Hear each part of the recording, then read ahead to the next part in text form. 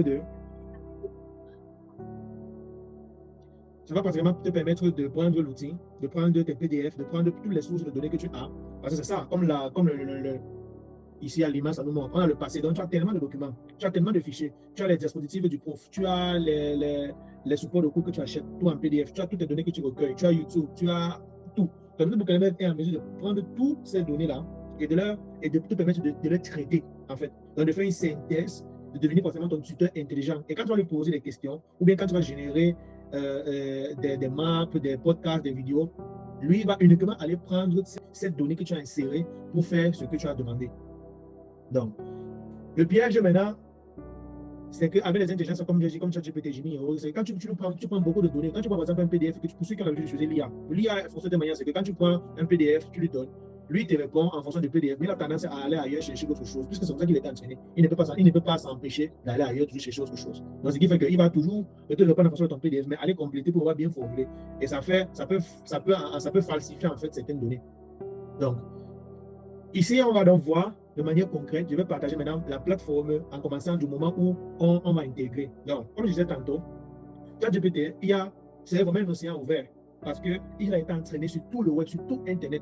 Et ce qui fait que quand tu lui poses une question, il est juste fort maintenant pour prendre la réponse dans sa base de données et bien l'habiller pour te la donner. Alors que notre LM, quand tu vas lui poser une question sur des fichiers, il ne va pas, s'il n'y a pas l'information, s'il n'y a pas la réponse à l'intérieur des fichiers que tu vas fournir, il ne va pas te répondre. Et c'est justement ça sa particularité de base. Parce qu'après, on va voir que quand tu as un notebook LM, il faut déjà avoir de bonnes données.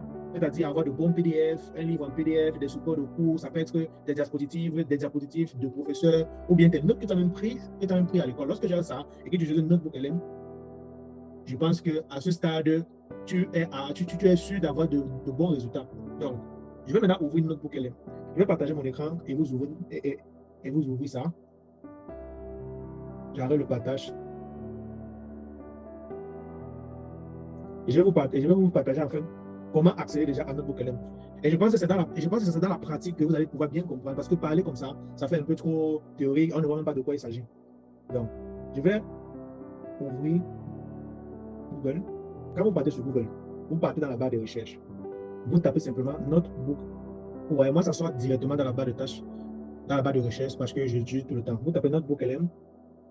Et voilà. Une fois que ça sort ici, là, la première chose, avec ce logo-ci, ça ne peut être que ça qui a ce logo. Je vais cliquer dessus. Et ça va s'ouvrir. Quand ça va s'ouvrir, voilà comment normalement ça se présente. Tout ce que tu as fait, c'est de cliquer sur Essaye Notebook LM. Là, ça a actuellement italien, mais tu cliques ça sur ça, Essaye Notebook LM. Une fois que tu es dessus, tu as cette page ici qui va s'ouvrir. Moi, actuellement, j'utilise Notebook LM pour faire beaucoup de choses, pour étudier, pour faire des petits business avec et tout et tout. Donc, une fois que tu as accédé, il y a cette plateforme ici qui s'affiche. Et là, tu as par exemple, tu as là, créer un notebook. Je ne sais pas si vous voyez dans l'écran. Créer un notebook. Une fois que tu crées ton notebook, on va fermer cette page-ci là. Voilà comment se présente en fait la plateforme. Voilà comment se présente la plateforme. Je ne sais pas si vous la voyez. Il faut me donner confirmation de temps en temps. Ouais, c'est bon. Ok. Là, ici, vous avez la plateforme. Ok. Donc, à ce stade-ci, voilà en fait la plateforme. Ici, vous pouvez mettre directement le titre. Donc, je vais vous mettre derrière l'interface, en fait, pour que vous voyez. Quand on est sur cette interface-là, ça, on va dire, disons, ça, ce sont en fait des livres, ou disons, vos notebooks, vos notes, en fait, vos cahiers de notes, disons. Là, c'est ce que je viens de créer. On va repartir. Je passe de créer un notebook. C'est créer une fois qu'on est entré ici. Là, maintenant, on va voir cette page-là qui s'affiche.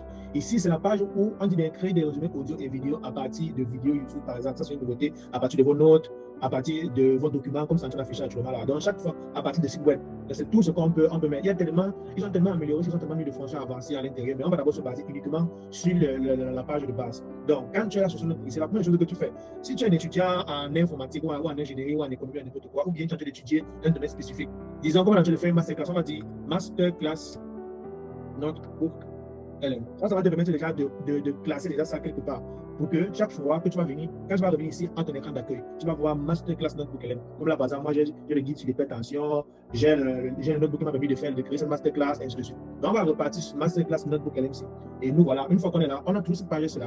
Parce que cette page-là s'affiche pour nous montrer, en fait, la première étape qui est de charger les données. On ne va pas trop s'intéresser à ça parce qu'on peut changer les données d'une autre manière. Donc, voilà comment la plateforme se présente. Là, ici, on a à gauche Là où on a écrit source, ça c'est là où vous allez ajouter toutes vos données. Je vais entrer dans un exemple de mon notebook que j'ai fait par exemple en pharmacologie, quand j'ai la pharmacologie. Donc vous voyez un peu comment ça se présente. Ici par exemple, vous allez voir à gauche, ça ce sont mes cours en fait. Il est classé chapitre par chapitre. Là c'est un calendrier comptable. Je vais juste vous montrer plus ou moins comment ça se présente. Là j'ai un titre de pharmacologie. Là j'ai des sources que j'ai mis. Et mes sources sont uniquement de texte parce que je sais là où j'ai pris mes sources en fait. Et ici à côté, vous avez quoi? Vous avez résumé audio, vous avez résumé vidéo, vous avez carte mentale, vous avez présentation, qui sont toutes des choses qu'on va découvrir aujourd'hui. On va pas peut-être faire découvrir les rapports ou bien le tableau de comparaison et tout. Donc c'est tout ça pour ça que c'est présent. Donc une fois que vous entrez dans le book LM, la première chose qui va s'afficher cette page là. Et la première chose que vous devez faire d'abord, c'est d'insérer vos documents. Quand vous insérez vos documents, vous avez la possibilité de chatter ici directement avec vos documents. Donc quand vous allez poser des questions ici là, il ne va pas aller chercher ailleurs avant de vous répondre. Il va vous répondre uniquement dans vos documents que vous avez chargés. Donc moi par exemple, j'ai préparé des documents sur l'hypertension, sur le diabète et sur l'obésité, vu que ce sont des maladies un peu courantes et que peut-être beaucoup de personnes ne savent pas comment ça fonctionne. Prenons exemple. Je vais étudier par exemple, j'ai une évaluation dans un mois dans le temps qui me reste et je dois étudier l'hypertension, le diabète ou voilà, ou une pathologie quelconque. Là, je suis dans ma sac à notes. Qu'est-ce que je fais? Je passe sur ajouter des fichiers qui est juste ici en haut à gauche. Cette même page, je s'ouvre encore. J'ai la possibilité d'importer des fichiers, d'aller sur le site web, d'aller dans le texte copié. Si j'ai un texte que j'ai copié quelque part ou bien que j'ai copié en classe, je viens juste coller à l'intérieur. Mais moi, que j'ai déjà des fichiers. Et je pense que si vous avez déjà des fichiers aussi, c'est mieux. Mais si vous n'avez pas de fichiers, on va voir après comment créer des fichiers à partir de rien à l'intérieur. Mais là, vous ne voyez pas ça justement parce que là, je suis plus dans le book. Je vais ouvrir ces documents. Et j'ai sélectionné mes 3 sources. J'ai sélectionné 3 documents. Cliquez ici sur ajouter des sources. Cette page, c'est sa fiche. Une fois que vous cliquez sur importer des fichiers, vous choisissez là, vous avez mis vos fichiers. Mais moi, actuellement, dans mon cas, j'ai déjà inséré des données. Et donc, le problème est en train de les charger, il est en train de les fouiller et de prendre, en fait, disons, contact avec vos données. Une fois qu'il va finir, analyser. Si vous avez une machine qui est puissante, vous avez un outil qui est puissant, qui est rapide, et si vous avez une bonne connexion, c'est généralement une étape qui ne prend pas vraiment du temps. La première intuition qu'on a lorsqu'on utilise un chatbot, c'est quoi? C'est poser une question. Si je lui pose par exemple une question, c'est quoi l'hypertension? Donc j'ai mal écrit, c'est quoi l'hypertension? Je lui ai posé une question. Là, c'est parce que je sais que j'ai déjà mis ici à gauche un fichier sur l'obésité, un fichier sur le diabète de type 2 et un autre fichier sur l'hypertension. Si je désélectionne par exemple l'hypertension, parce que là, il y a la barre de sélection. C'est aussi ça qui est sa performance. Parce que tu as la possibilité de jouer avec les outils que tu veux. Tu as la possibilité de jouer en fait avec les fichiers que tu as insérés. Là, il y a uniquement que des fichiers PDF. Mais vous pouvez insérer tout genre de fichiers. Des fichiers Word, des fichiers PowerPoint, des fichiers audio, des fichiers vidéo, les liens de vidéos YouTube. Si pas, par exemple, ici, là maintenant, pour vous faire une expérience, pour vous montrer qu'il est différent de ChatGPT et les chatbots intelligents d'intelligence artificielle, c'est que si je demande c'est quoi l'hypertension, et regardez bien comme à gauche, j'ai désélectionné l'hypertension. Et je lui pose la question, c'est quoi l'hypertension? Il me dit ici en bas, 2 sources. Ceux qui ont l'ordinateur ou bien qui ont un grand écran, vous verront sûrement très bien ce que je peux agrandir encore. Il agrandit légèrement. Voilà, il va mettre ici. Il demande, ici là, sur le chatbot, il demande c'est quoi l'hypertension. J'envoie la demande. Ça va sélectionner naturellement hypertension parce que j'ai actualisé la page. Et là, il est en train de faire la recherche en fait dans mes fichiers. Et il va me répondre en fonction de ce qu'il a trouvé dans mes fichiers. C'est ça en fait qui est assez important à savoir parce que quand par exemple vous êtes en classe en train de prendre des cours, vous avez des fichiers, vous avez un examen où vous voulez exactement ce que le professeur a donné. C'est le cas par exemple pour beaucoup d'étudiants à l'université, ils veulent exactement ce qu'on a fait en classe. Vous allez poser la question à ChatGPT ou à Gemini, c'est quoi l'hypertension? Et lui, il va vous poser, et lui va vous répondre de manière générique. D'abord, si vous ne savez pas bien utiliser l'intelligence artificielle, vous allez poser des questions d'une manière où il ne va pas bien comprendre. Et il va vous répondre comme si, comme je vous ai dit depuis le début, ChatGPT, Gemini et autres, ils ont été entraînés sur une gamme de données vaste, qui fait que ça peut être qu'il répond en prenant la réponse dans une thèse de doctorat, ça peut être qu'il te répond en prenant la réponse dans un livre de la CIL ou du CP, et il te répond avec. Donc, il y a aussi une technique de communication dans ce cas. Mais avec notre bouquin, quand tu poses la question, là, il m'a répondu actuellement, l'hypertension est une maladie chronique qui se caractérise par une élévation persistante de la pression artérielle au repos. Et il a mis ici 1. Je ne sais pas si tout le monde voit le 1 qu'il a mis ici à côté là. Parce que le 1 qu'il a mis ici à côté, c'est un 1 en fait qui te dit là où il a pris exactement. Je ne sais pas si je dois pas agrandir pour mieux voir. Le 1 c'est en haut, si le 1 si vous la mettez là où je mets la souris dessus et ça m'affiche l'hypertension là, il a en train de dire j'ai pris ça dans une source. Si tu cliques sur le 1 là, il va aller te montrer exactement où il a pris ça. Et il ouvre ça ici du côté de gauche. Il te montre, il me montre là où il a pris la définition de l'hypertension. Et c'est ça, c'est dans mon fichier qu'il a pris. Ça semble banal, mais ceux qui utilisent beaucoup d'intelligence artificielle, comme moi et comme d'autres personnes peut-être, ils vont se rendre compte que parfois tu poses des questions d'intelligence artificielle, il te répond, tu n'es pas très satisfait. Tu dois insister ou recommencer à poser plusieurs fois. Alors qu'avec notre boucle, tu prends toutes les données, tu peux avoir demandé des supports de cours à un ami, à un camarade, à quelqu'un, et il t'a donné un bord, comme ça, qu'il lit un bord de 800 pages. Parce que lui, il peut prendre des fichiers lourds, de 800 à 1000 pages. Et tu lui poses seulement la question de ce que tu veux. Là, j'ai posé la question de manière de manière simple, de manière assez banale. Maintenant, pour pouvoir paramétrer ça de manière assez pratique, j'ai préparé en fait un prompt. Les prompts sont en fait des instructions avancées qu'on donne à l'intelligence artificielle. Parce que lui, l'intelligence artificielle, mais qui est basée uniquement sur tes sources. J'ai préparé ce prompt et je vais vous les fournir également à la fin pour ceux qui vont rester à la fin. Vous venez ici en haut, il y a cet onglet-ci qui est personnalisé. Ça, c'est pour lui dire comment est-ce qu'il doit se comporter dans cet onglet-ci. Vous cliquez ici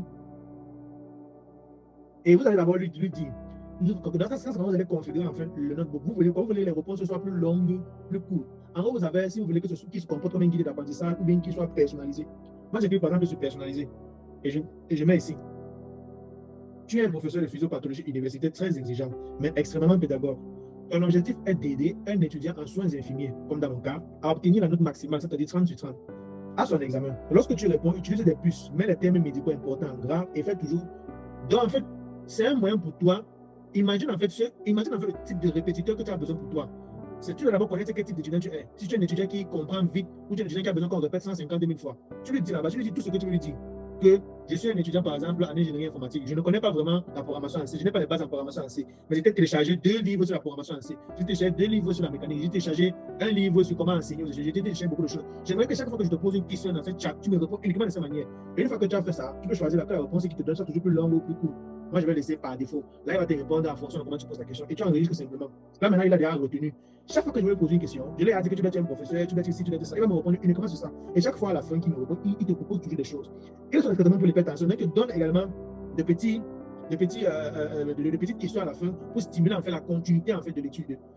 Donc là, c'était la première des choses, le chat. Il faut vous amuser avec, il faut entrer, il faut parce que la partie la plus importante à comprendre d'abord, c'est ajouter ces données.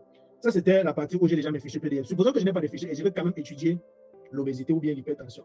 Je pars ici, je clique toujours sur ajouter des fichiers ici en haut à gauche, je passe sur ajouter des fichiers. Il y a ici site web, Drive, ça c'est dans mes données personnelles, et il y a texte copié.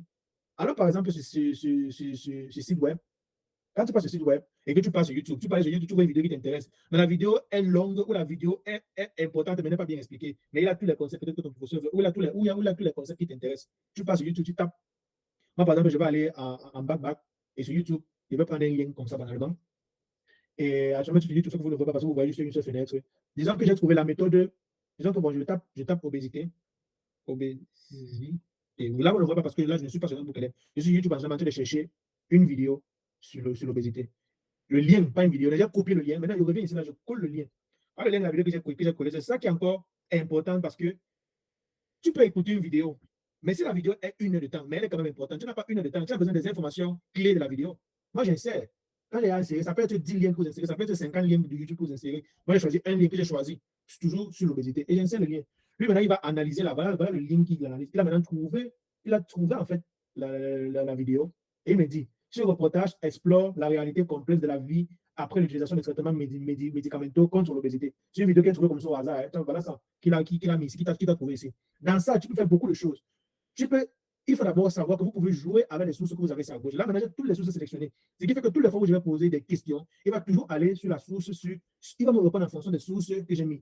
Je vais tout désélectionner autant pour moi. Je vais sélectionner seulement la vidéo YouTube que j'ai mis. Et je vais poser la question.